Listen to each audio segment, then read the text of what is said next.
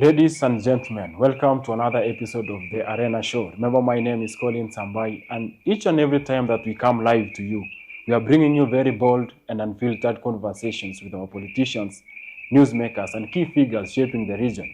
Last time we hosted the member of County Assembly for Olesos Ward in Nandi County, and he told us a number of projects that he's working on and some of the things that he has negotiated for the people of Olesos ward in Nandi County. He also declared his aspiration for Senator comes 2027. We have seen he has also presented a petition to the Senate, and we will be calling him back akuja atueleze kwa hiyo petition anataka reforms gani na ameandika nini na nini. Anyway, today we have a high-ranking member of parliament all the way from Tindiret constituency. This is somebody who has been elected to parliament 3 times. He's serving his 3rd term. He's also the chairman of education committee in parliament and also the chairman of all the members of parliament in the Rift Valley. Karibu sana mheshimiwa. Thank you so much, Hon Sambai. It's my pleasure to be here today in the arena, and I'm very pleased that we are here at your show and to share the issues before us. And I'm pleased that you hosted me. Okay. I'll be glad to talk and have a discussion with the arena. We are so honored to have you. Unajua kukutafuta haijakuwa ngumu kama wale wajumbe wengine. At first people suggested that we host you on the arena show. Nilikuwa nafikiria kukutafuta itakuwa ngumu kwa sababu wewe ni mtu ambaye umeenda parliament kwa zaidi ya this is your 3rd term. Nikafikiria sasa wewe kupatikana ni ngumu, but I was surprised.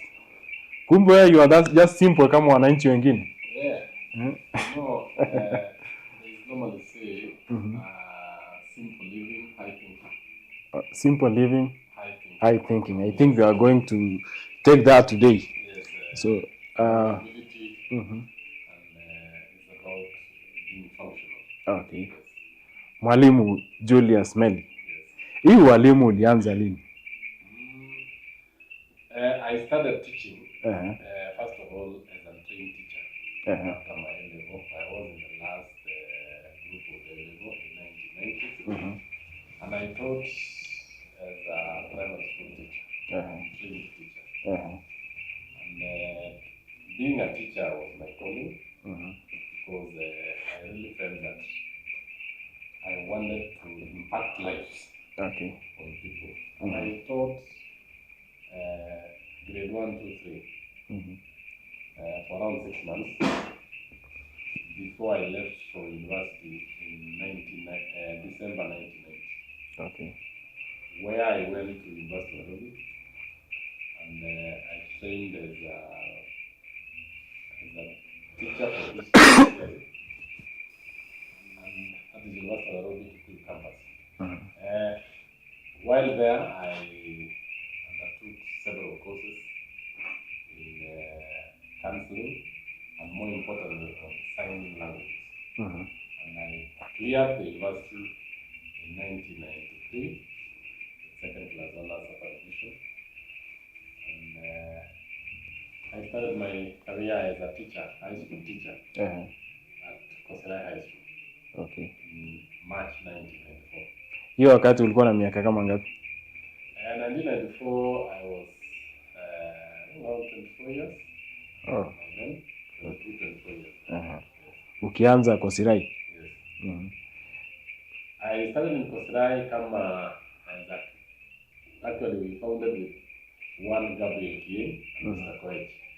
In fact, we were recruited to Kien, who was also a new teacher who had just completed University at University of Eastern Africa. Hiyo wakati ulikuwa unafunza course gani? Nilikuwa nafunza history na theory. And it was a new school. Malad then who was the PS and tutafuta tuanzishe shule. We started with 13 students. 13 students? 13 students, yes. Kosirai? From 1 year. And immediately, because we were the only 2 of us, Gabriel became the head teacher, I became the class teacher, and the deputy head teacher. Before we were joined in August, by Mr. Koech, Okay. who was now posted as substantial teacher. Yes.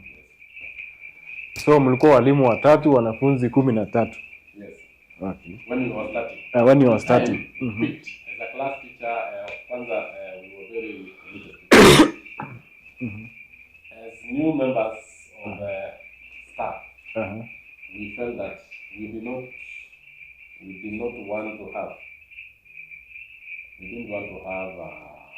a situation where we are complaining that there are no teachers. We took it upon ourselves, and I want to thank the people we worked together. Because we were overzealous, we decided to teach and all the other remaining subjects. Yes, some would teach biology, others would teach English and the rest. And we covered all the lessons. Okay. In fact, in April, we were joined by one of our friends who passed on, Ezekiel Mayor. Yes. And later on in the following year, we were joined by Chuma, who is currently a principal in Maringo. He retired this year from Melbourne High School. Okay. Yes, and Mr. Courage also retired a few years ago as a principal. So wewe ndio bado uko ama tuseme unajua pia yako ni kama kuretire tu bado. Lakini hao walikuwa wakubwa hizo wakati. Okay. I started teaching way back in 89 when we were so he was our senior. Okay. How was your experience in Kosirai? Naweza tuambia tu jinsi mlianzisha hadi wakati ulitoka. When we went to Kosirai, we were very young teachers. And I want to say that first of all, I want to thank the principal and the teachers who founded the school. We were very, very committed young men. And in fact, in that particular discussion, from that time, we decided to really mentor the students. I became the class teacher. And as a class teacher, the young students, the students who we were together at that time, we really taught them why they need to be committed, why they need to be disciplined. And it was then, a few years later in Form 2 and 3, we were also joined by other teachers, where we developed a very strong teaching group. Mr. Abu Dennis, who is currently, and let me tell you, the teachers whom we were together in Kosirai became very successful people. Mr. Kinyanjui was a math teacher who came in. Mr. Dennis Akui, who is currently a senior lecturer at Moi University, and Mr. Kichumba, who is now a principal. All of us mentored ourselves. One, we were very disciplined. Two, we were very committed on our work. And three, we mentored the students. Top athletes came out of our school. And as a class teacher, in 1998, I'm pleased to say that my class topped as the best day school in Nandi County then. Okay. Nobody required shule ndogo. No, it was the first exam. That's and by then they used to list the day schools in the newspapers. And I remember in the newspaper cutting of that time, 1998, we were number 84 as a day school. And that was the first group of students who did exams. From that particular time again, in Kosirai, we were able to train very good football team with Mr. Dennis Agui as the coach. In athletics, I was the coach. A number of our students, like one Simeon Bor, who later on went to become a champion in 800 meters. One Henry Koech, who later on went to the US, and many others. So essentially, we did a good job. And by then, our chairman, the late Mzee Elisha Murray, was an inspiration. The church did a lot. There is the church did a lot. By the time ulikuwa unatoka Kosirai, wanafunzi walikuwa wangapi? I left Kosirai after 4 years, 5 years actually, in 1998. And we had about over 160 students. I don't remember, but they were almost 200 actually. Because by that time we had picked, we had even competed giants even schools within our zone, we were doing very well. So we attracted students as far as Tebeson, as far as Mosoriot, as far as all those other places within the Kosrae division by that time. Even as far as Chepteri. Okay. All that particular area, all the day scholars came to Kosrae. And that's why we have a tradition today in Kosrae as having been one of the best traditions in Canada. Sawa sawa, ukatoka Kosirai ukaenda wapi? Nikatoka Kosirai nikaenda Gotnele just for 3 months. Before I was promoted as a head teacher, the principal to Henry Kosrae.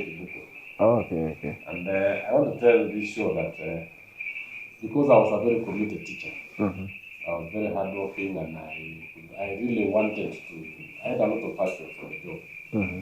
I was promoted from a teacher to a principal. Yes. From a teacher to principal. Yes. Okay. Hiyo ni Henry Kosrae. Yes, I went to Kosrae in 1990 December. I got a posting letter. Okay. As a principal, and I reported there in January 1999. Ukatoka ukakuwa principal in Kosrae for how many years? I stayed in Kosrae for around 7 years. Okay. And when I reached Kosrae, it was a very small school then. And it had a population of 78 students, I remember. From 4 to 15. I could remember that time. And I took it with a lot of pride. And the school was actually very humble at that time. The teachers were also very few. It was humble in terms of facilities. It was humble in terms of the infrastructure, and even in terms of the teaching, learning staff. Okay. Yes. Then ukaenda wapi? First of all, at Henry Kosrae, it actually honed my skills of leadership. Because the school was not well fenced. Okay. I decided to take it upon myself, and the parents within the school did not have the payment of fees was a problem, and the community did not have confidence in the school. I went out of my way to actually ask parents to pay fees in kind.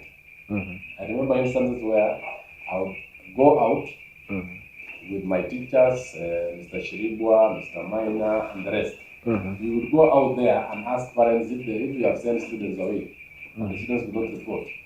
We would even tell them to give us fees in form of firewood, in form of tree poles for fencing the school, and even in form of sand. One case I remember very well is when we could convince a parent to give us sand in form of wheelbarrows. Okay. And we would buy a wheelbarrow at around 60 shillings. And 20 wheelbarrows is making one trailer. You buy at 1,200. Okay. I was able to visit the school. And the chairman then, Mr. Lagat, Mr. Togom, and many people within Henry Kosrae Kibukwa community really realized that I was a very innovative head teacher. We fenced the school very well. In fact, up to today, I went there a few days ago. I was able to put about 11 wires of barbed wire and I put live fence. So bado unaendelea kufuatilia hizo shule? In fact, in the year 2005, I think, no, 2000, around the year 2000, we managed to send 4 students to university. Okay. So, at that particular time also, because parents had a lot of challenges paying fees, I remember I talked to the chairman then that we reduced fees from 19,000 to 15. Imagine many people tend to say you increase fees. Yes. I'm even surprised. I reduced fees from 19,000 to 15 because when I talked to the board, I told them, when I do an analysis, I realized that the average payment of fees was at most was 12,000. Okay. Yet we were running the school. So why did we have to put fees to 19,000? So I told them, it is better we pay at a particular figure and we'll be able to attract more students and we'll be able to build confidence. Okay. when the students went to university, it attracted a large population. In the year 2002, the Ministry of Education came to do what we call regional inspections from Nakuru, then the provincial director. And we actually managed to be the second runners-up peaceful in terms of management and in terms of the organization. Okay. Yes. And I left Tindiret in the year 2005 when I went for my master's at the University of Eastern Africa, Barato. I left actually in September of 2005. Ukarudi shule? Yes, having achieved a number of issues in the school. One, I was able to clean the school in terms of infrastructure, put the window panes, do the ceiling board, established a fairly good. In fact, I also built a very good clinic within the school, employed a nurse. I was also able to fence and put a very good gate, which exists up to today. By then, they used to have a gate of wires. Those particular kind of things. And we were able to even do a very good water spring protection. Because by then there were a lot of waterborne diseases. Next to a place in Tindiret, Mr. Kemel, and we were able to do spring protection with the help of diocese of Eldoret. And we were able to put a water tank, and now the school could have clean water. I left this place to Mr. Cooper with a population of almost 400 students, around 53 students, which was now well established. And I had already started a plantation of blue gums, eucalyptus. Within the school? Within the school. Okay. And this was brought by students. I had also established a very strong dairy unit. And I had also established what do you call it? We had also done a good lab. And we had also established within that particular time, we were able now, the school was now, we had actually engaged ourselves in agriculture. Okay. With another Mzee Mzee Chelule. And with that, the school was now self-sufficient in most of the things. In fact, it's good for this show and for the people to know. Yes. When I went into Tindiret, I used to live at a house of another Mzee Mzee Bito, Cavalier. The old lady used to live on one side. The family used to live on one side. I would live on the main sitting room. Oh, okay. And within 2 years, I decided now to build the school staff quarters. Oh, okay. And I built one unit, one big building with 2 units. Ukajitafutia makao. I was now able to move the school as a principal. But before I was living in somebody's house. Where the former principal used to live. Okay. Yes. Ukaenda shule, ukarudi Baraton Faulo. I went to Baraton and did my master's. I decided that I did not want to do school-based because I also felt doing school-based, I want to give my best to the school. Okay. And one thing to note is that as a teacher at Tindiret, I taught history and theory. And in 2004, I left a very good record of mean record, that is a performance of 8.5.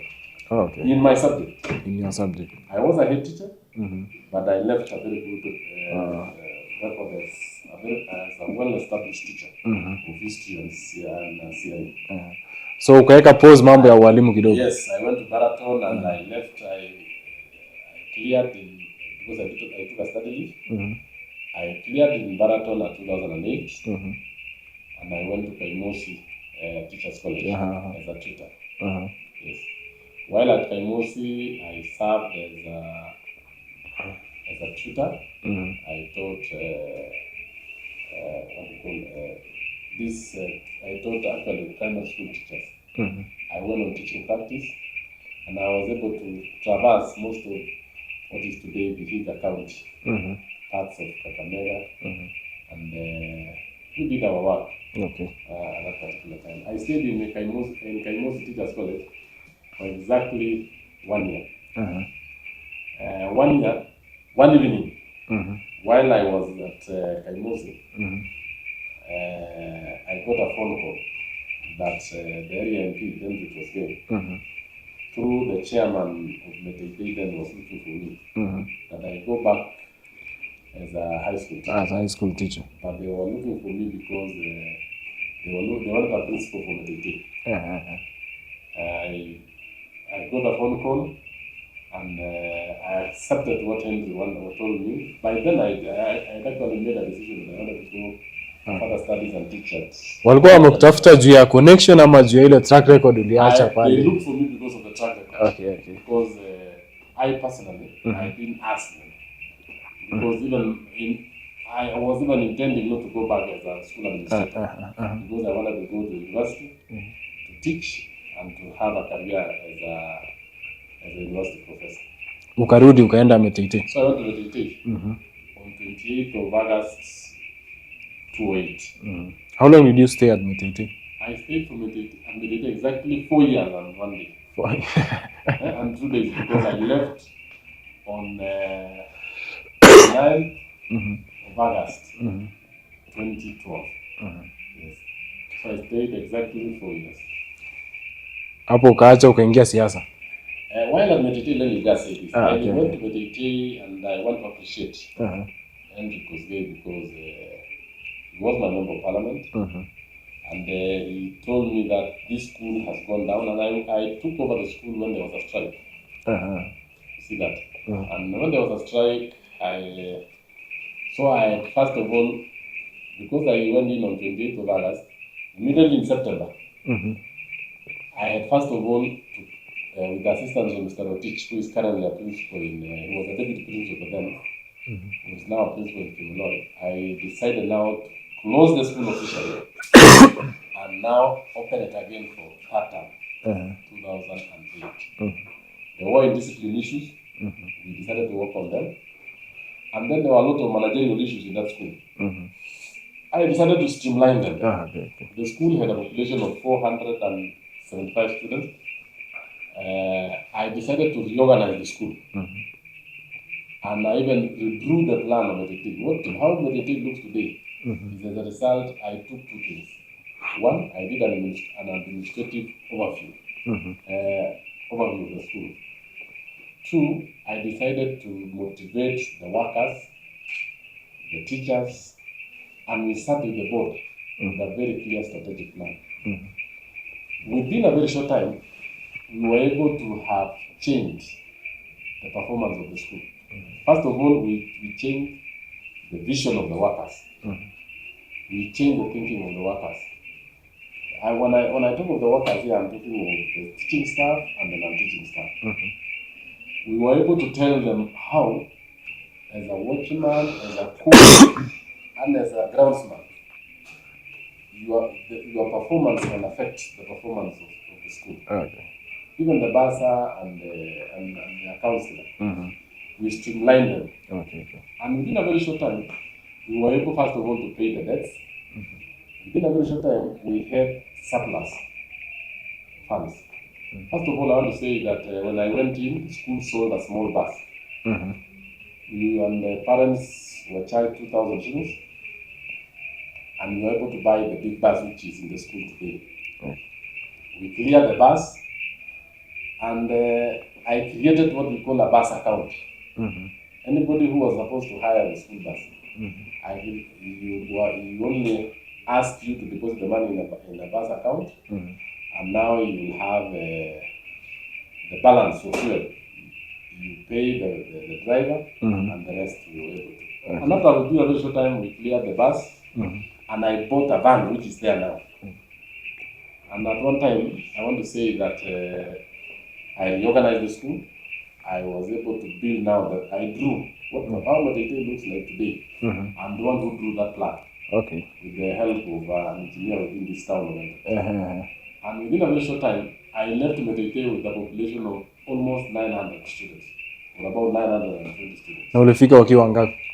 475. That's in nice. In fact, the university transition then, we had about 25-30 students who were transiting to university. And the school had a mean of around 6 point something. I left when it was a mean of almost, I think it was 8 point something, 8.9.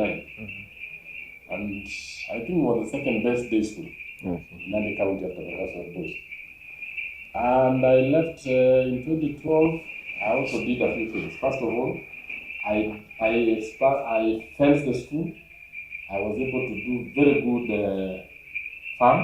We almost self-sufficient in vegetable, milk production. I developed a biogas. Well, we were 2012? Yes, no. Within that time. Wow, within your... within that time. And after some time, I was able to plant a very huge plantation of eucalyptus within the school. And I want to say that one of the things I made was a very motivated staff and having very high work ethics. And at the same time, we had very good structures where the office of the principal, the deputy principal, the form master, and even the support staff from the bus, I was able to reorganize and I was able to pay salaries every 25th of every month. I read there when there were payment of salaries was a problem. And it is from that school I established a school savings and credit circle, which is still there up to today. I think one of the only schools which we have savings and credit cooperatives. Yes. Successful. There are very few members of staff. Yes. So I left Mediterranean in 2008, to be precise on 29th. And I entered 29th of September, because by then, if you wanted to buy, you are supposed to have resigned before 30th of, before 1st of September. So I resigned, and I plunged myself into politics. What inspired you?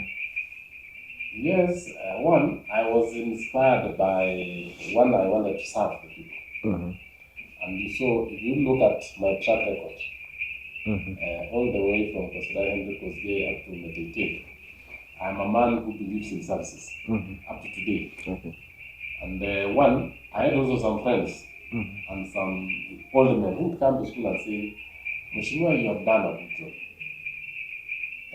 You've done this, you've done this. Mwalimu, they say Mwalimu. Principal, you've done a good job. And then some of my friends were also telling me the same. Why don't you try this? At first, I was very hesitant. I told them no. Henry Kosgei bado alikuwa? Henry was the member of parliament. In fact, Henry came to school sometimes in September. And he found out that I had built a new wing of what is today Mediterranean. Mediterranean is considered the modern tuition block. I had just finished 6 classes as a story. 3 classes and 3 with a modern abolition block. I read at that school when the students dreaded to go to very poor toilets, the pit toilets.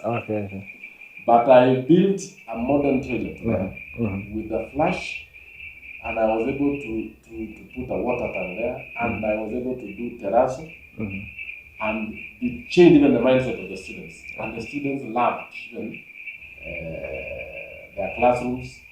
And one day Henry Kosgei, when he came over, the last time now I was talking about 2012 elections, I had resigned already.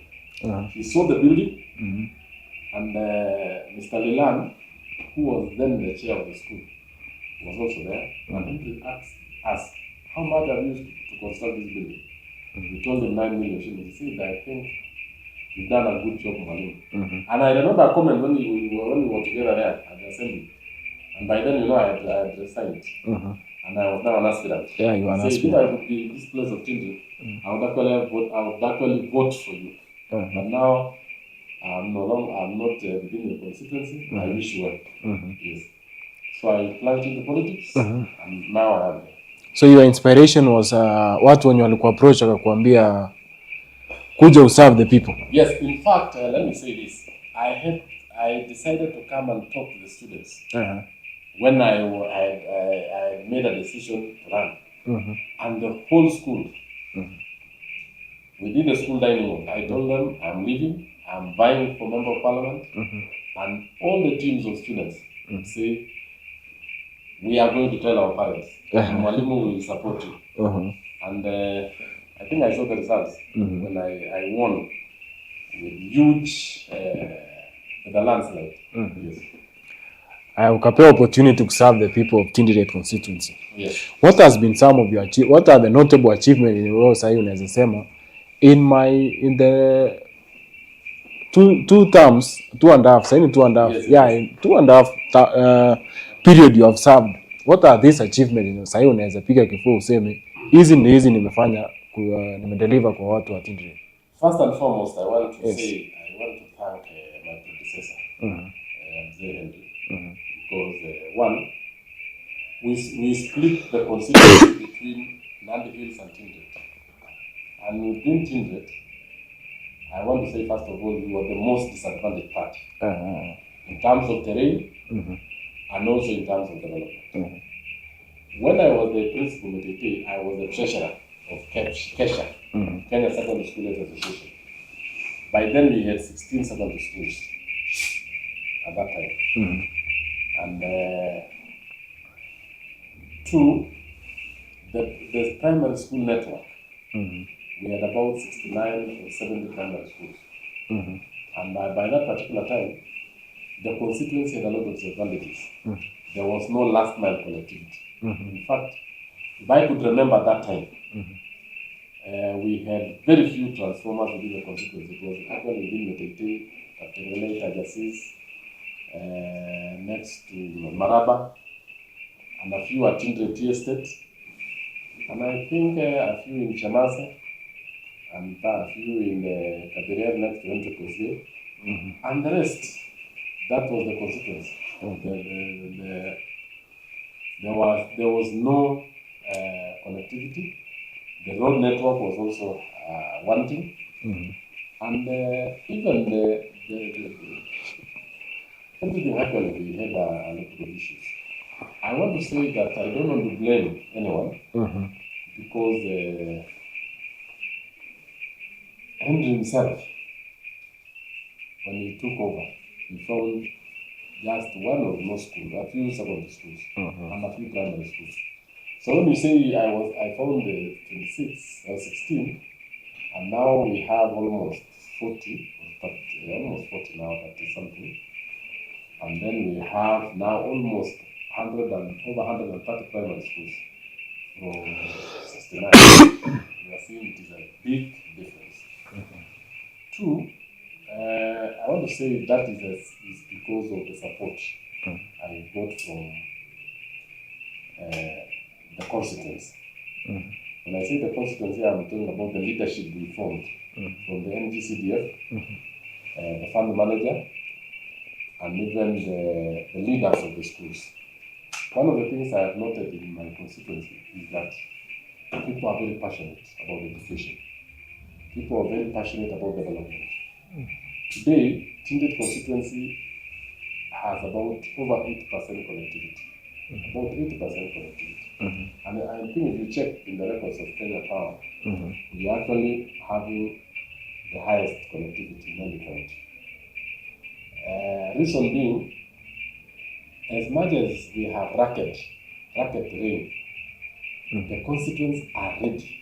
Like right now, we are supposed to do 33 schemes done by Badea, 34 of them. Okay. And the locals are ready to carry those poles as a team. I remember when we were doing Kapkeli, for example, there was no road to Kapkeli. But the locals used were able to carry the transformer up the hill. And there is no good road. And they were able to assist Kenya Power through the hill. Areas where the carrying of poles is very difficult. They are ready to give their tractors, they are able, even the young men, to carry. And that is why you realize, amongst the works that is going on in our constituency, we have actually been able to do a lot because the constituents have been motivated.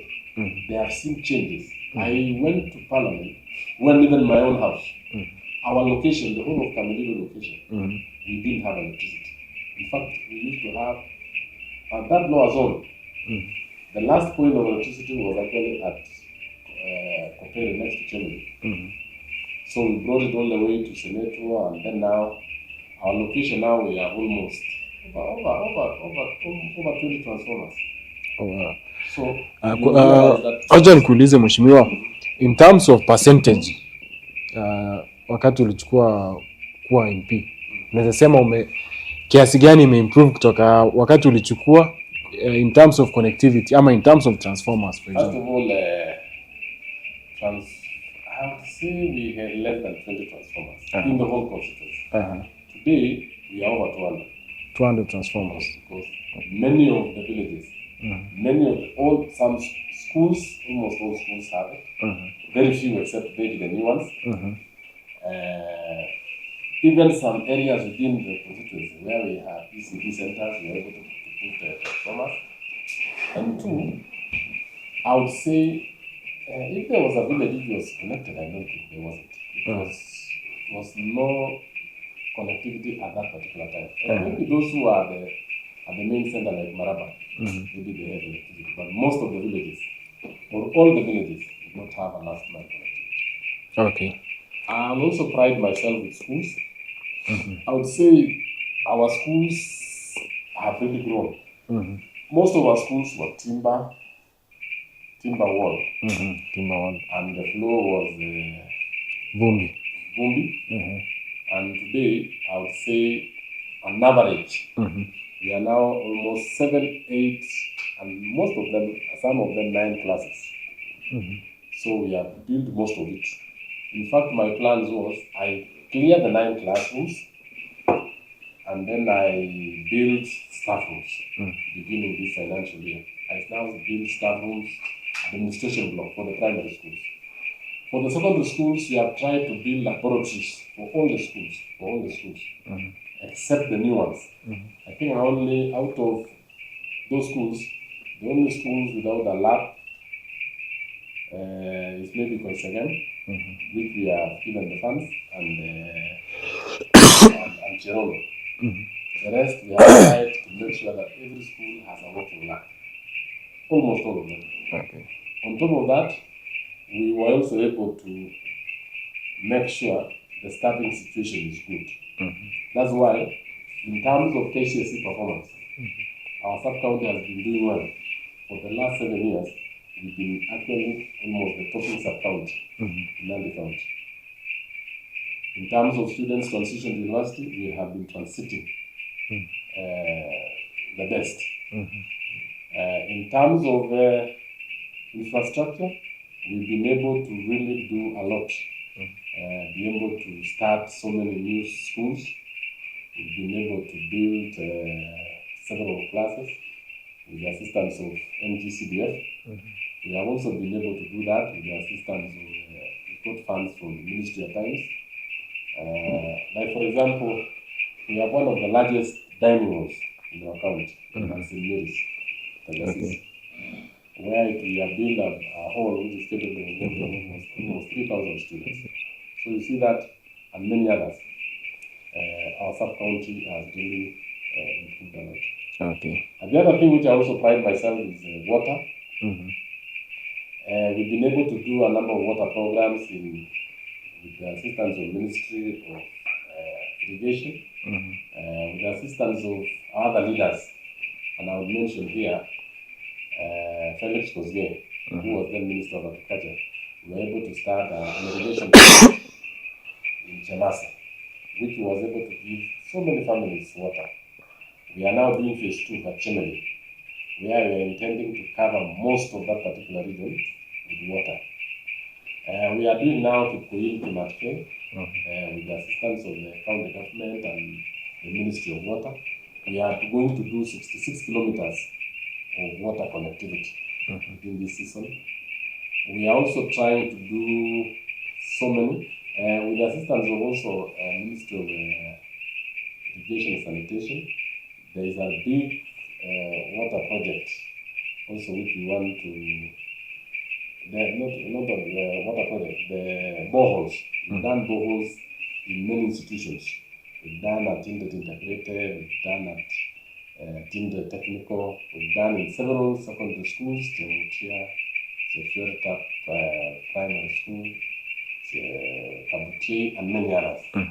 All these water projects, we also make sure we assist the community. we assist the neighboring, the community within they are able to have what we call water kiosk. We have one now which we are doing at St. Andrews Senator, where we want to conduct water with the market, and the school has gotten water. We are also doing a number of water projects this year, which we want to connect people to seawall. We also want to connect another one in Camigino Senator, and we are also having another one at what we call Bombo in Chemamu.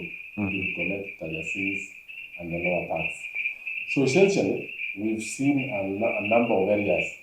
We have now another one at Kamasai, what we call Kibuko Kamasai. We have even allocated some money for it. So I want to say those are some of the water projects which we are doing, and I want to say with the assistance of the national government, we have been able to do that. Yes. Sawa, you're now serving your third term as a member of parliament. We have seen the newly elected members of parliament struggling to burn the midnight oil, trying to improve on their scorecard. Yes. Sijui siri ni nini ya kupigiwa kura mara ya pili na ya tatu? First and foremost, I want to say I went in not with a lot of ambitions. I went in with an intention to serve. I came from a village where there was no electricity. Roads were very poor. I want to tell you that before then, I was not able to reach my house. When I was at Metete, I would leave the car next to the primary school. I would be able to food. I didn't have electricity, I didn't have water, I didn't have anything. Now, when I went in, like all the other institutions I served, like at Kibuko, my intention is to serve. That's the first thing. When I went to Metete, my intention was to serve. When I became a member of parliament, I also said I want to serve these people with dedication, with passion, with commitment. I want to say, first of all, I took my people through a lot of training. First of all, there was a serious problems of handouts in my constituency. And you could not go to a place without people giving you hard time. Because I decided that I need to talk to them. I need to tell them that I don't have money to give you. I didn't want to live large. There are some people who like to please people. Yes. I told them, no, first of all, you must know I am the Mwalimu you sent to Bunge.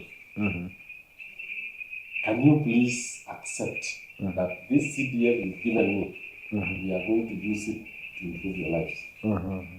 And I'm not going to pick any money from CDF so that I give you. So I decided to engage them in some discussion. And I'm pleased to say that people listen. At times people tend to say that people don't listen. They listen. And I pride myself because I could go to some markets at one time, but you will not have peace of mind. But I can now be able to stand whichever center within my constituency. And I'm not disturbed by the constituency looking for handouts. That's one. Number two, I said, if you want to work in my office, integrity is the first thing. I want to tell this show that I inherited workers from Henry Tosgate. I have two. You know, we divided Nandi into Nandi. The staff which I got from his office are still working in my office up to today. But you see, I took them through training and told them, first and foremost, you are the servants of the people. Two, anyone who is going to have issues of integrity, issues of corruption, I will not hesitate to sack you. In fact, I sacked one of the young men. Immediately, I came in and realized a few things were not working well. I decided to stop him from working. And I want to say, that small money we got from CDF has really transformed the constituency. I also put it very clear to the head teachers, those whom we gave the money, to really use the money very well. Our fund manager, the constituency office, and even the NGCDF. You know, many people don't know that within the constituency, we have two offices. We have the constituency office, that's the staff working for the member of parliament. And then we have the NGCDF staff, staff working for the Constituency Development Fund, which is led by the fund manager. Okay. So I use that particular those two offices very well. First of all, I want to say I use the office of the NGCDF to make sure that at one time we were able to give out bursaries very well. Today, in our constituency, we went ahead to talk to the teachers and told them, let us make sure we make education affordable. We have what we call a graduate in every home. We introduce a program. Yes. And I went ahead to talk to head teachers and tell them, please make sure your school is able to produce at least few young men to university. Let the village within the school feel the presence of your school. And I want to say, I can be able to give a few examples. For example, we started a school like Chirono Secondary School. First group of students, 27 went to university. We have a school known as Kaputi Secondary. Kaputi is a small school. They have been sending not less than 15, 16 to university. At one time when we were in the parents, when we were in the celebrations, 4 children came from one family. Imagine, and you see, I'm able to pay their fees myself. Okay. Using CDF, not myself, I'm using CDF. We are able to pay 5,000, and the parent is paying 1,000. With that, we reduce the frequency of sending students for school fees. And if you are an orphan and you have gotten 280 marks and above, you qualify for full scholarship. Okay. All the way. All the way. So essentially, that is how to promote education within our constituency. Within our constituency also I started 2 technical institutes. We have Tindiret Technical Institute, which is a normal TVET, and we have Tindiret Integrated Technical Trainers College, which is at Tindiret. Where the president says, "Bonyesa nini? Computer." Unafinya dola zinashuka. Dollars zinashuka. Okay. The 2 institutions at Sigoria, we have about 1,000 students. At Taptengele, we have around 500. And at Taptengele now, we are also intending to give modern hospitality courses. We have linked with the College. We want to offer scholarships to students who will be able to take hospitality courses. Okay. A few days ago, I engaged in a program with KCB where I offered, the constituency gave 200 partial scholarships. KCB gave us 200 partial scholarships. And we were able to have about 400 students. 200 at Sigoria and 200 at Patengele Integrated. Okay. Yes. Sawa sawa mheshimiwa. Naona umefanya quite a number of development pale Tindiret. Wacha nikuulize kuhusu now as a Parliamentary Education Committee Chair. Yes. What are some of the reforms that you have championed? Maybe before I don't even go there, I want to also tell you this. Our sub-county, one of the reasons why we have done a lot of this in our sub-county is the involvement of the people. At no time did I miss to be in the constituency every weekend since when I went to Parliament in 2013. And one of the things I did as a member of Parliament, first of all, was to tell the people the need to work. And I want to pride as a leader and say that I also need to work as an example to others. I'm a tea farmer, coffee farmer, and sugar farmer. At one time, I decided that I wanted to make sure my people grow coffee. I would go to Minister of Agriculture, and I want to say when Felix was here was the minister, and PS was Cecilia Kariuki. He gave us a lot of seedlings for agriculture, for planting. But I realized seedlings was very expensive. So from 2014 all the way, I decided now to go and buy seeds from Ruiru myself. I gave a number of coffee factories, mainly in Kibuko, mainly in Kabuyeria, mainly in many other areas. And people now decided to have nurseries. And we were able now to expand all through. Today, our constituency has about 60 or over 60 coffee pulping factories. Actually, it's almost one of the largest in the North region. I think there's very few sub-counties could measure the level of Tindiret, because we have a number of cooperatives, and I think in Nandi County, we have the largest number of cooperatives, mainly for tea, coffee, and sugar cane. And one of the things also I want to say before we go to the other one is that the constituency also has a very, very good terrain. Very poor terrain, not good terrain, very poor terrain in terms of the geography. The road network, you would do a road with this heavy rain. You would do a road within 2 weeks. The whole place is washed off. That is the biggest problem I have as a member of parliament there. But I've tried my best to make sure that the few roads which are maintained by Kera are done well. I know currently we have a number which we have done.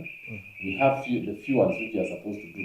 We did one from Koisagat all the way to Maraba. We have done one from Mombua and other areas, Tonon and the other areas.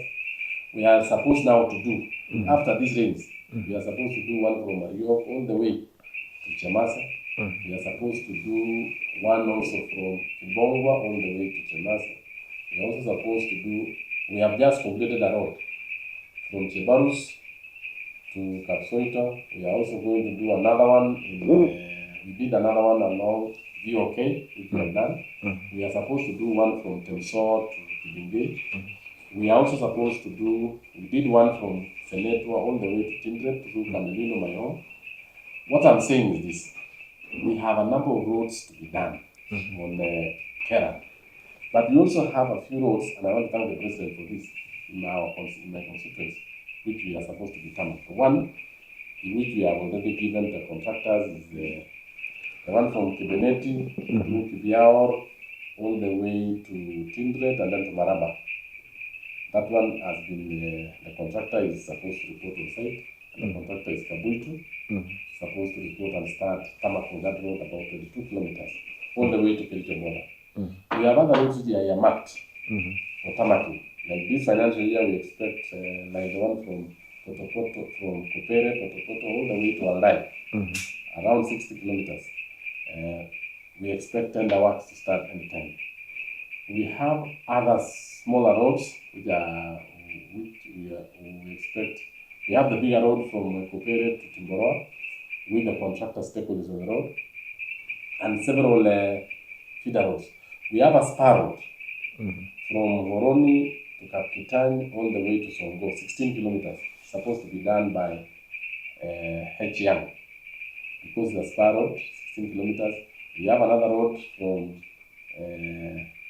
Miwani, Chemurusoi, Kapsigilai, all the way to Kibigori. It's also a spar road linking the main road, which is supposed to be done by stakeholders. I'm mentioning that because that is part of development. There are a number of things I also brought to the sub-county. You know, our sub-county was disadvantaged. First and foremost, I want to say that we have established several, established law and order. We've established a number of, we have now a law court. We have 2 courts in Maraba, I want to say. And then also, soon, we are establishing a number of police stations to restore to have law and order, not to restore, to have law and order. We have one in Mitete, one in Potopoto, Chemase, we have at Songo, and we are now building one in Kibugat. Why we are doing this, many people will ask, why are we doing that? It is so that with increased population, these officers now are able to serve the people very well. We have also talked to the national government. We have expanded the number of sub-locations. I think we have the largest number of sub-locations and locations, about over 30 locations, over 60 sub-locations. And in fact, I want to thank the national government because this constituency has really seen very many good things. Right now, we have the Kenya Power is establishing a substation. They already bought land, and they're establishing a small office in Maraba, what we call a sub-office away from Kapsabet. Because already we need to give them to serve the people because the constituency is actually. So there are so many. Nimeona mheshimiwa hapa tukiendelea na hii kuna maendeleo mingi sana ambayo umefanya pale Tindiret. Wacha tukuje kwa hii mambo ya education reforms. In education reforms, I want to say that I want to thank President William Ruto, first of all. When I went to Parliament, she's the person who mentored me a lot. He mentored me in the sense that how do you serve, how do you make sure you are re-elected? You remember you asked me that? Yes. And you told me for you to be re-elected, forget many things. Always remember one item. Serve the people. With distinction, with commitment, and make sure you are honest to them. Okay. And you know, nobody is perfect. I can't say I'm perfect.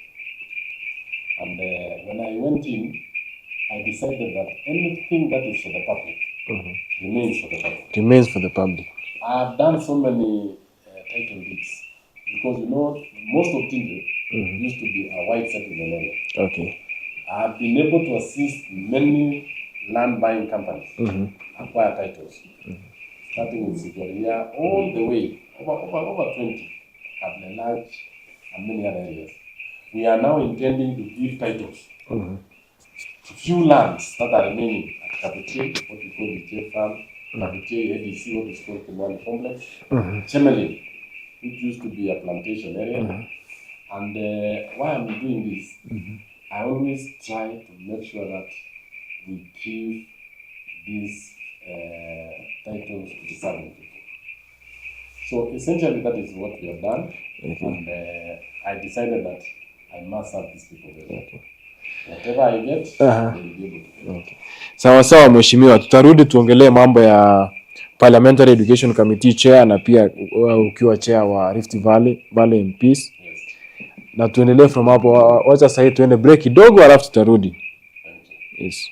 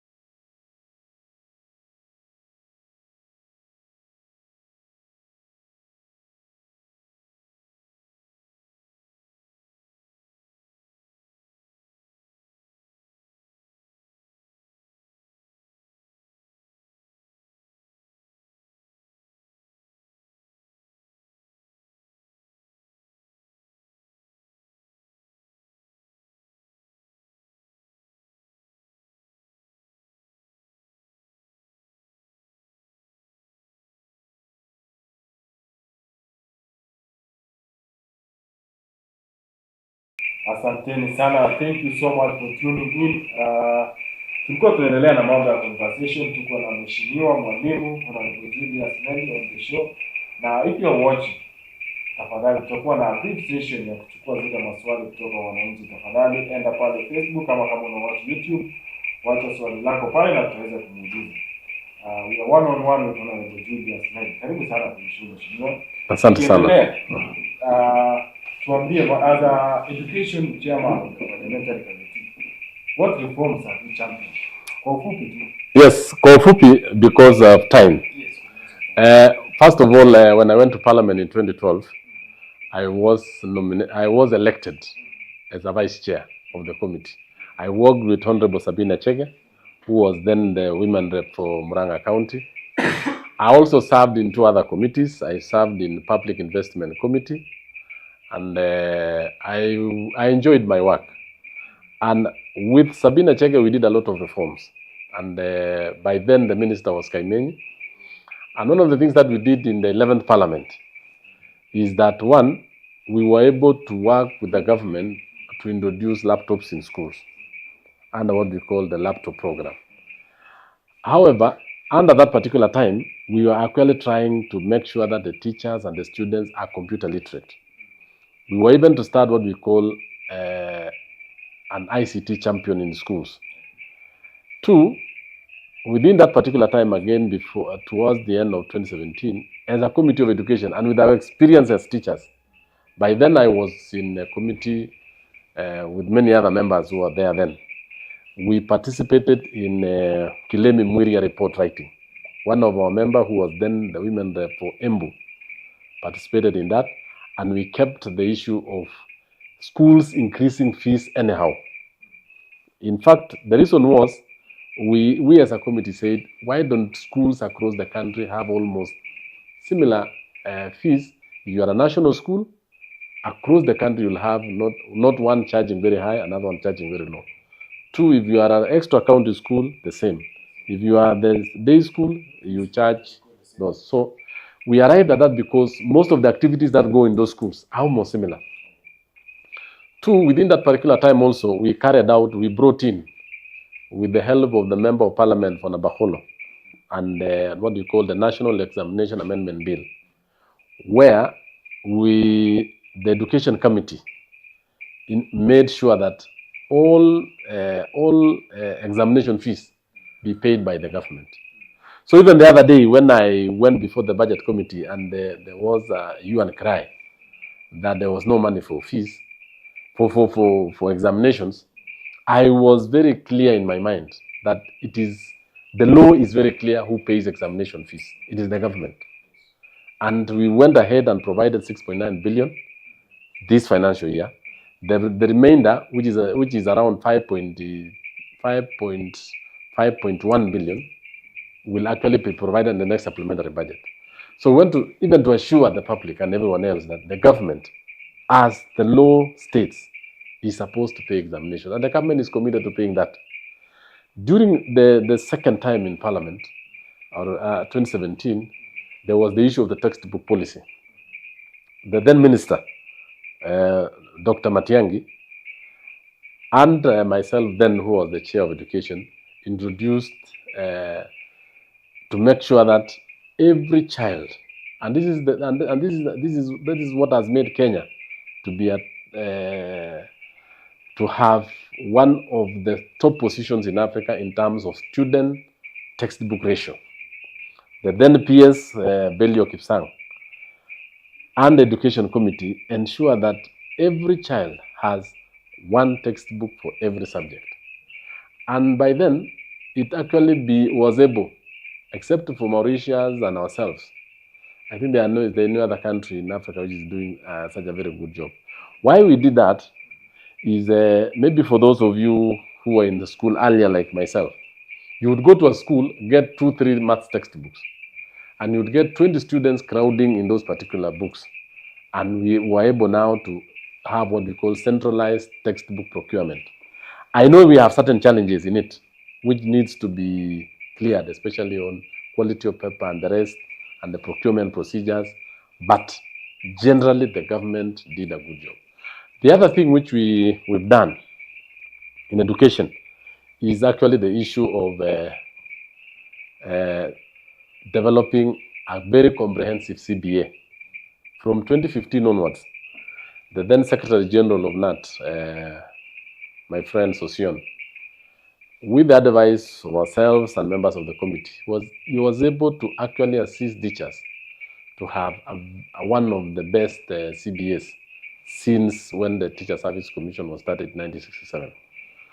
That was able because we supported them and we advised their leadership to ensure that whatever they are going into, we need to have a well-paid, a well-motivated staff. So essentially, as a committee of education, where I chaired, I was a chair in the last term, though I left because of political issues towards the end, and I went to agriculture committee. I've also served also in the PIC committee. I want to say that even this year, this term, when I went into parliament, I was given the position as a chair again, and with the leadership of President William Ruto, we were able to reposition CBC into the primary school section, or what we call to domicile in primary. Because the reason why we are doing that, and I want to tell the world and everyone else to understand, is that education, first of all, starts in the family. The world over, the family is the basic unit. And it is from here that the child learns manners, learns culture, learns traditions, and learns even the behaviors from the family. 2, within the formative years of the child now is able to stay with the parent between grade 1 and grade 9. So instead of taking a very young child to a boarding school at grade 7, the father or the mother would be able to be seeing the behaviors of the child and molding the child as they are together. It also brings the cost of education down. 2, at the same time, we went ahead now and introduced the diploma training for teachers. Now, all the teachers across are now to be not on certificate level. We wanted to put the training quality of the teachers higher. That's why we put them into diploma training colleges that we have across the country. Apart from that, I have actually sat down and midwifed a lot of amendment bills in the House. The technical and vocational amendment bills, the national qualification framework bill. We've also done a number of policy papers, the sessional paper on CBC, that is competency-based education and training, or curriculum and training. We've also sat and talked and looked at bills that are even supposed to be introduced in the House. And we've actually also talked about the new funding formula. We've interrogated the new funding formula severally on how to fund. And earlier on, I want to tell this country again, before the new funding formula, we had what we call differentiated unit cost. With the help of Professor Odwal and many other professors, we were able to interrogate it, the earlier funding formula which was used at the universities. So essentially, those are some of the many things I have sat through as a chair of education, and I'm privileged because I understand the sector very well, and I'm very passionate about education. And I've worked across all the way from junior all the way to the high level at the university. It is at the universities also where we are trying to really look on how to make the universities self-sustaining and self-reliant, to really get out of the national government and to have their A and be able to get their resources, so that they don't go back to National Treasury every other time to looking for resources. The moment we give them the scholarships and loans and even the funds, they should actually run like the way we run high schools, because they have a lot of research funds, and through the Research Fund Act, we actually ask the national government to give at least 2.5%, 2% of our GDP, of our budget for research institutions. So I could say, and I'll say very many things. Yes. Good job, Apple. Yes, thank you. Now it has been rumored that you'll be seeking promotion comes 2027. So, what will you be vying for governor 2027? Yes, I'll be vying for governor. And before even I say that, I want to thank the members of our region, the Kalenjin Caucus, that they nominated me as their chair. In the House, we have several leadership roles. From our region, we have several chairs, we have several counties, and within the counties, we have whips. and we have the majority leader, who is actually, in terms of parliamentary ranking, more senior to me, Hon Julius, the member of parliament for the senator for Kericho. With the two of us, we are able to link the president and the executive on matters affecting the community. We've had several meetings with our members of parliament, me being the chair, on issues of last mile connectivity, on issues of water, on issues of roads, and on issues affecting the community in a number of things. So essentially, I know we don't have enough time. You'll call me another time. I'll be able to tell you what do we do. And I want to ask the public and the community we represent that there are a lot of things in stock, and there are a lot of things coming on the way, and which I'll have time to explain and be able to come back to this show to explain that. But let's fast forward to your question. 2027, I'm actually aspiring to be governor. And my aspirations is born out of the same, what I told you far much earlier on, the passion to serve, the passion to make sure that we improve and we work for the people. So there's nothing much which is actually driving me, because I said I've looked at my constituency. I know I will not have done everything, but I think I've done the much I could. And I say, come 2027, I'll be presenting myself as a candidate for the governor, Nandi County. Yes. Okay. What are the key challenges facing Nandi County that you start with given an opportunity to be governor of Nandi? I would say, first of all, every institution has a challenge.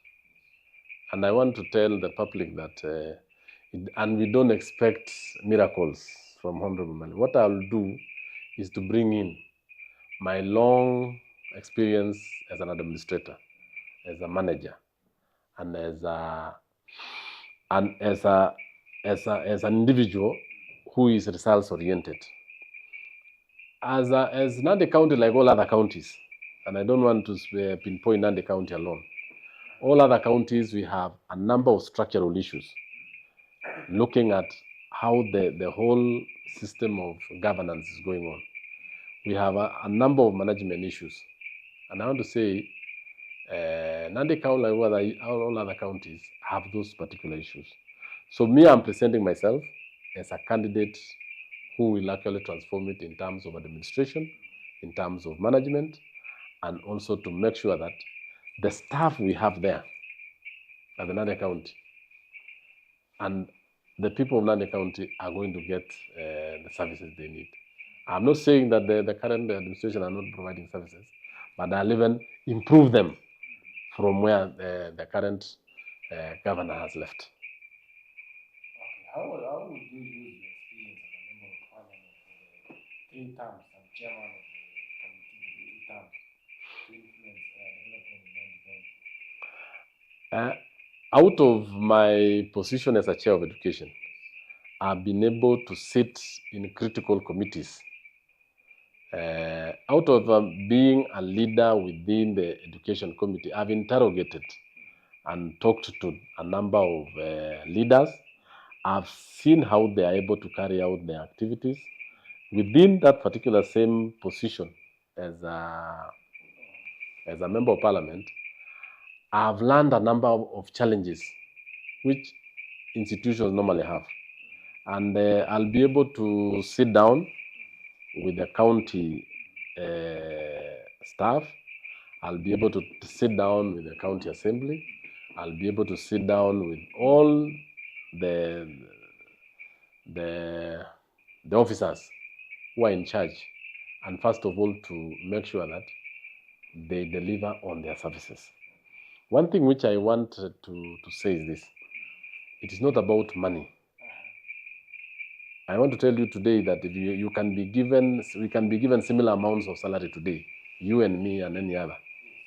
But within a very short time, Melly will be complaining that money is not enough. But you are doing better. The difference is how you use it and how you manage it.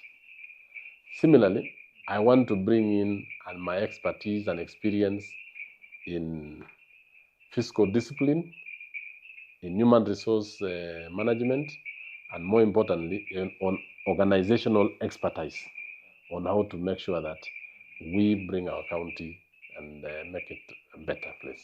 Okay, just to ask about agriculture. Agriculture is among the key economic drivers in Nandi County. So what reforms do you plan to implement to boost the productivity of the agriculture and farmers in Nandi County? Yes, let me say, first of all, as a farmer, I will say agriculture is the backbone of our economy. And I've done it. And I've been able to inspire a number of people even within my village where I come from. I told you I came to Parliament when coffee growing was very low. Out of inspiration and out of our own support from national government, we are now top coffee growing sub-county in Nandi and in the North Rift region.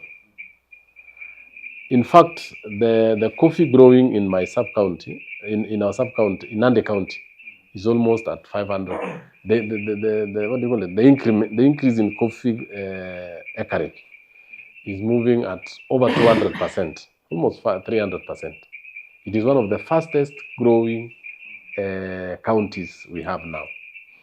Two, I want to say that if you look at tea is a very good, it was a subsector which was the best in the 80s and even early 90s. It has been going down. And one of the things that is facing the tea sector is the issue of quality and also the issue of cost of production. With my experience as a farmer and as a leader, I know we are able to fix it. And we even we were able to even talk with, as members of the tea growing areas. We have a tea caucus in Parliament. I'm also a member of the coffee caucus, led by Honorable Member for Gilungure, Honorable Mushomba. In the sugar subsector, I participated in the sugar reforms, and I was a member of the task force which was led by Honorable Paranya, then Governor of Vihiga. And I was a chair of the sugar caucus, where I sat through the development of the sugar bill when I was a member of the Sugar Agriculture Committee. Through the development of that particular bill, I was able to influence myself, and with the assistance of stakeholders, we were able to travel across the country a number of pertinent issues which have seen now the rise up of the sugar industry. A number of things that I want to say is very critical in agriculture is to develop a very vibrant cooperative movement. You can never develop a strong sector without a strong cooperative, especially in agriculture. Why am I saying cooperative? Cooperative moves side by side with any crop because the farmer will be able to have enough money. If you are a coffee farmer, you have a strong cooperative society as a marketing agency, and at the same time, as to also assist farmers in crop husbandry. That's why you realize, even in most parts of the world, a well-developed agricultural sector moves closely with a very vibrant cooperative sector. My vision as a governor is also to make sure that as I move into to develop agriculture, we must have a very strong cooperative sector where farmers are able to market their crop, they are able to have good money, they'll be able to have what we call economies of scale in terms of moving forward. The other thing which I also think is very critical in agriculture is development of feeder roads. You can't do agriculture without feeder roads. For the crop to move to the market, and Nandi County has very good agricultural zones. The upper part of Mosop, which is now embracing sugarcane, but it can also do coffee. It can do very well. It has been doing very well in dairy, and I believe this country has a very large dairy market. The lower zones, like my place Tindiret, can do sugarcane, do coffee, and the upper part can do even tea. That is the zone between Nandi Hills, Mgwen, and even other parts of the sub-county. We also have We also have areas where you can do even pyrethrum, the colder parts of the source and towards the Kaptingia areas, all those very cold areas, even some sections of Tindiret. So I want to say, in brief, and I think I'll have time one time to come before here, that agriculture, if actually fine-tuned and have enough extension officers who will advise the farmers. If you have extension officers, they'll be able to advise farmers on proper crop and animal husbandry. You cannot talk about agriculture without these people. In fact, it is like talking about the school without the teacher. So even if you have to do very well in the crops, you must have these extension officers, the veterinary officers, the cooperative officers. And the moment you develop this team, you'll see even the income of homes, the income of individuals will go very high. Yes. Sawa. Pia tunakuwa na key problems hizi ndani county, mambo ya barabara, mambo ya healthcare. What is your plan concerning this? I'll be able to say my plans are quite good, and first of all, in health sector, like every other sector of the economy, a population which is not healthy is not productive. A population which is not well attended to in terms of health-wise is actually not active, and it will cost the country and the sub-county and the county in terms of time lost.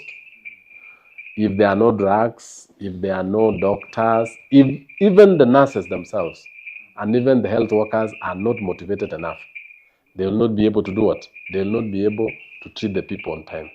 So I want to say this. One of the things I'll put forward is to ensuring that the sub-county, the dispensaries, the basic health facilities are actually they have the necessary facilities, drugs, nurses, and the rest. And two, the health workers themselves are actually motivated to work, not necessarily on your remuneration, even on their welfare and number of things. A very motivated staff can serve the people very well. The other thing that I also want to put in is the issue of roads. Roads, as I said earlier on, are very critical nerves connecting the agriculture sector, connecting the business community. They also connect even the security issues. And on another level, roads are even is very important for the mobility of the economy of that particular area. So I'll put a lot of resources in developing the health, agriculture, and the road sector. You see those critical sectors developing, you'll see the economy and even the income of the county will go up, because we also need to develop the income of this county to move up, because when the people become rich, they'll be able to engage in business, they'll be able to engage in activities, and they'll be able to get the much needed resources to even have an A for the county, or the income for the county, not so much dependent on the national government per se. Moving forward, how do you plan to engage women and youth in your aspiration for governor to ensure that there is inclusivity? Yes, I have done the youth and women engagement a lot as a member of parliament. First of all, I want to say our WESO fund. If you check the statistics with the ministry of within the WESO fund, at one time around the year 2018 and around 2020, our WESO fund was doing very well. I think it was honorable the current governor of Muranga, Irungu Kangata. His constituency, Kiharu, was the best. At one time, our constituency was second runners up, Tindiret constituency. Because out of the day, we have been able to disburse and be able to generate WESO to over 34 million shillings. very few constituencies were able to increase that amount of money. In fact, many of them lost the money. In Tindiret constituency, we have almost 200 groups, groups, both youth and women, that have been using this revolving fund. I use this revolving fund to bring the youth to the fore or to the front, and even women. And a number of them were able to run projects. I have one very good group that has been benefiting from Wezo Fund for quite some time, and they were able to use the funds to establish coffee nurseries. I have not coffee nurseries, what do you call tree nurseries, the tree CBOs. We were able to even use the CDF to assist them. We were able to buy their tree seedlings.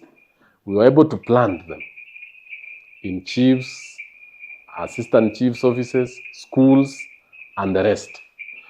Two, I've been in the forefront assisting young men, especially to go to technical and vocational colleges so that they get a skill and they'll be able to now have startups of their projects and be able to run their businesses quite well. A number of issues also which we have engaged the young men in is to ensure that they get the much needed education by taking most of the technical institutes have been giving a number of sponsorship to a number of young men, especially in our TVET. I was able to sponsor about 500 young men at the beginning. That was around 2017. A number of them actually dropped off. We have also trying to encourage them through circles and encourage them to engage. They're also starting the tree and coffee nurseries and a number of those activities. We also engage them in sports and the likes. So we have a lot of activities which I will be able to explain when we are able to have another sitting. Thank you. Sawa. Wacha tuchukue maswali kidogo, just a few. Naona kwa mtu anaitwa presenter Sosten.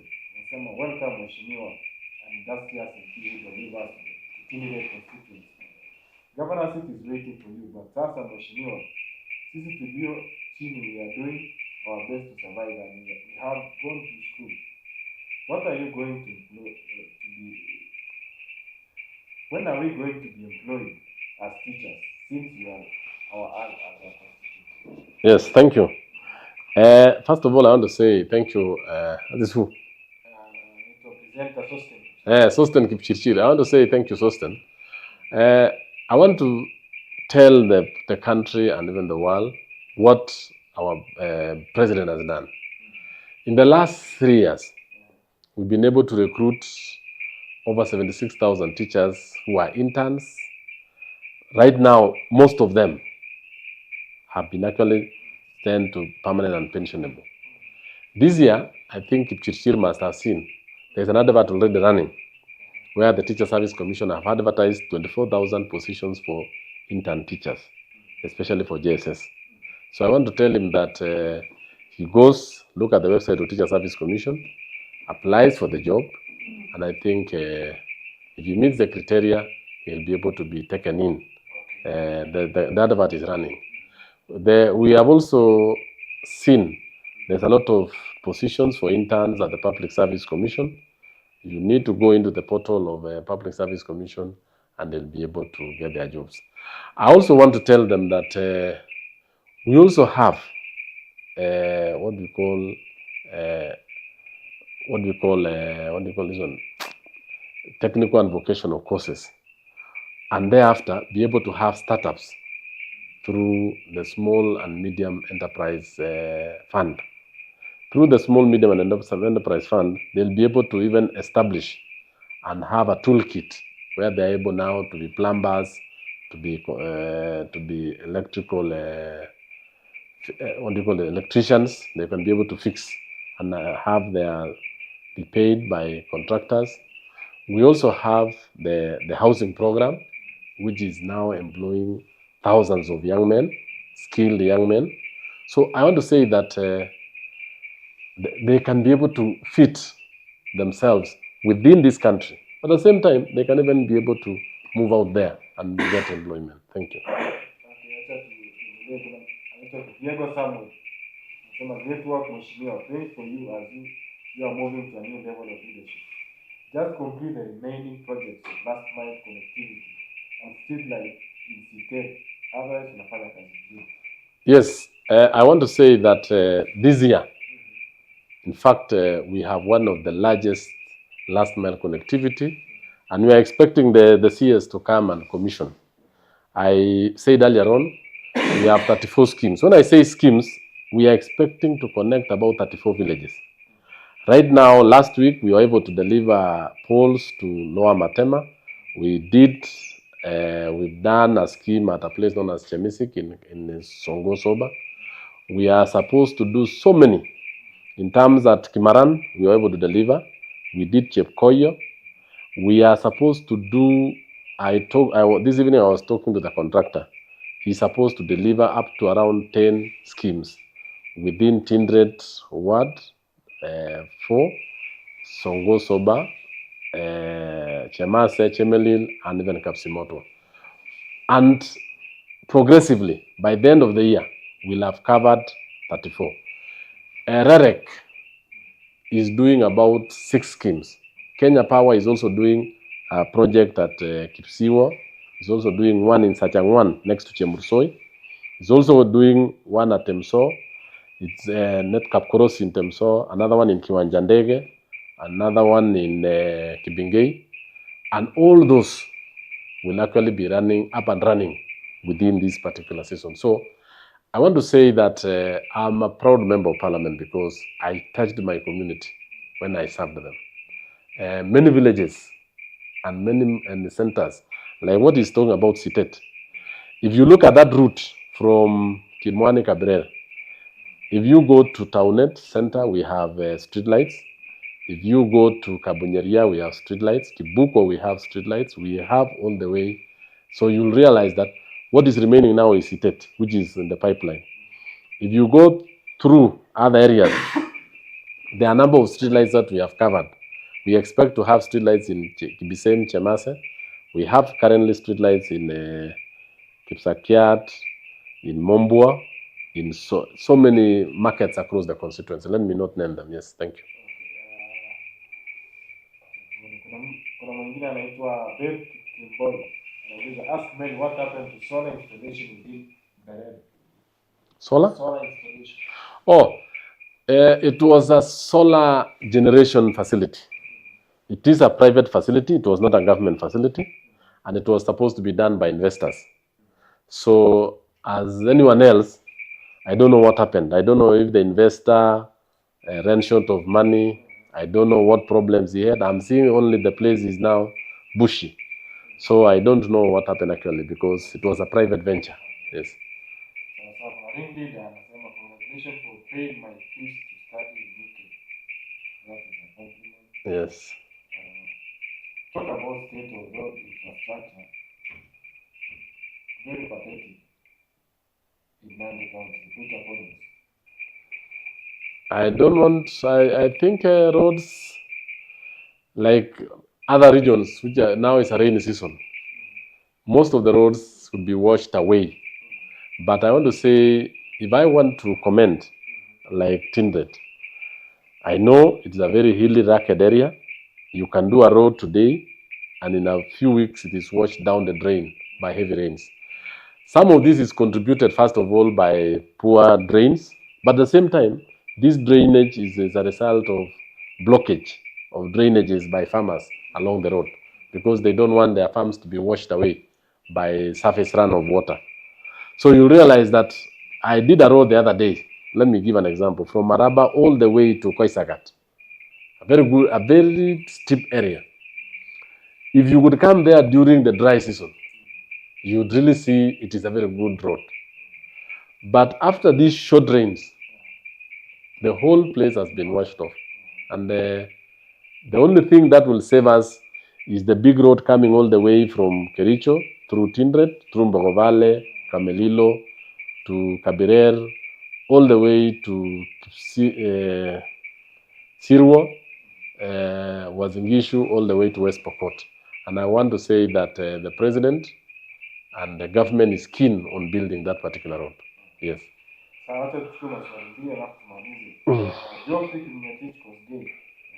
are these plans to see loopholes in revenue collection in Nandi County since we have not achieved the target since inception of the bush? Revenue seepage or pilferage is there across many economies in the world. And Nandi County is no exception. There are several ways of ensuring that revenue is actually well collected, and we minimize, I want to use the right word, we minimize the loss of revenue in terms of collection by, first of all, digitizing. When I talk of digitizing, we make sure that every aspect of revenue collection, we don't want to have where the revenue collectors or the tax collectors are able to come in contact with money. We'll be able to use the technology and be able to collect these resources very well. Two, we'll also be able to develop and to give the farmers, the business community, and everyone else within the county to grow their economy and be able to grow the economy, the base, the revenue base for the county. So we'll be able to really move very swift speed, especially when we are able to grow the economy of the common mwananchi and therefore lead to the growth of the revenue of Nandi County. Yes. Swali ya mwisho.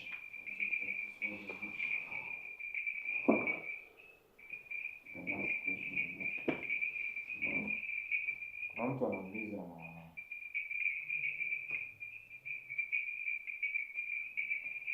running for governor is a significant step. How are you mobilizing support across Nandi County to secure the gubernatorial seat? Yes, I would say running for governor is like I'm trying to mirror my constituency 6 times. So I have, first of all, the experience of mobilizing the young men, the women, the professionals across the county. I have a wealth of experience in mobilization. And I believe if I'll bring it down to the table, I'll give results. Especially, I have a lot of young men now out there, all the way from Mosop, all the areas within Mosop, all the areas in Aldai. I was in Aldai this afternoon. All the areas in Mgwen, I have my appointment now on the ground. And I want to tell you, Collins, the kind of mobilization we have on the ground is at another level. And we are very ready that come 2027, we'll be able to cling the seats of the governor. Yes, and I'm very confident of that. At the end of your leadership, or at the end of your political career, what kind of legacy do you want to leave behind? Yes, first of all, I want to say this. As a person, I am very optimistic that God willing, I'm a Christian, God willing, I'll be able to run and win the position of governor. When I serve my term, I'll be able to retire honorably. And one of the things I aspire to be is to go to the church and be one of the church leaders. And 2, I'll also go back to my farm and stay and work there in my farm. And why I'm saying the church is because I've been a very ardent church member. And I would always say, as I serve the people, I also serve God, because we do with a lot of justice, with a lot of commitment, that whatever we are doing here, we have different talents. Some are preachers, some are leaders, some are teachers, some are doctors. Whatever you do, we do it when you say we serve humanity, you are serving God. So after I finished my term and even in Parliament, as a member, I'm a member of the Parliamentary Prayer Breakfast Group. We always organize the Parliamentary Prayer Breakfast.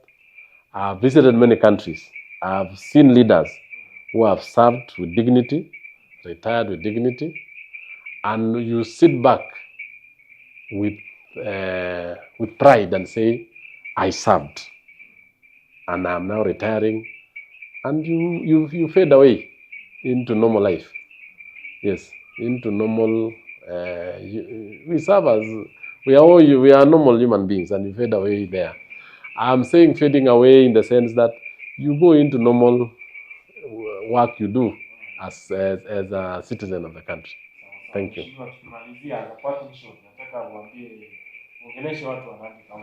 Yes. As a parting shot, I want to tell the people of Nandi County, first of all, people of Tindiret, I want to say I thank you. You have been giving me time to serve as a member of parliament. I will serve that particular constituency to the last minute. I think Tindiret, you are seeing the projects I'm doing. I'm not undertaking them without commitment. I'm undertaking a number of water projects. I'm undertaking a number of land demarcation issues. We want to demarcate land and give titles to people in Chemelil, people in Kimwani Complex, people in Kabutie, Lichet Farm, and a number of farms which they have not gotten titles like Kimaran and others. I'm also undertaking massive last mile activities across the constituency. We are building many schools. I'm putting up a modern girls' secondary school at Mbogobale Girls. We are on the first floor now. We are also going to renovate Mbogobale primary schools to match the new ultra-modern Mbogobale girls. We are completing Chemelil High School. I'm also putting up with the assistance of the national government, we are putting up a modern hospital at Potopoto. The government has put in around 30 million. We expect to put up a sub-county hospital there in Potopoto Chemelil area, so that it will be able to serve the people down there. They are always coming to Nandi Hills or to Maraba. And another thing also I want to say, the people of Nandi County, as I worked in Tindiret, I will work the same for Nandi County. I'll be able to develop a very vibrant county government which is accountable, where the staff is very motivated, where we shall be proud to serve the people of Nandi County and put Nandi County to another level. I found Tindiret at the least developed regions in Nandi County, but I'm proud to leave it at the best position now. You can't say Tindiret is still at a very low position. I found it very low, now I put it up. I want to pick now the county from where my predecessors will leave it and be able to take it to the very high level.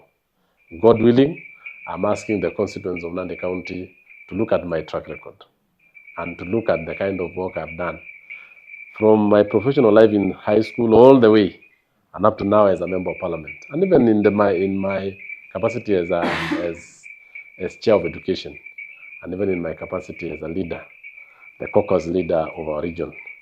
I want to thank you so much, Cosmas, and I would want to say, given an opportunity, I'll be able to deliver Nandi County to the next level. Thank you. Asante sana Mheshimiwa for coming to the show. Thank you so much for sharing your story, your education reforms that you are doing, the project that you are doing for the people of Tindiret, and also your plans for Nandi County. We wish you all the best, and we'll be calling you again also tukiendelea na mambo ya siasa, tutapita tena uweze kutuambia mawili matatu kuhusu zile mipango ambazo tunazo kwa watu wa Nandi County. To our viewers, asanteni sana. Thank you for tuning in. My name is Colin Sambai. Until next time, have a good night. No thrift news, and asanteni sana.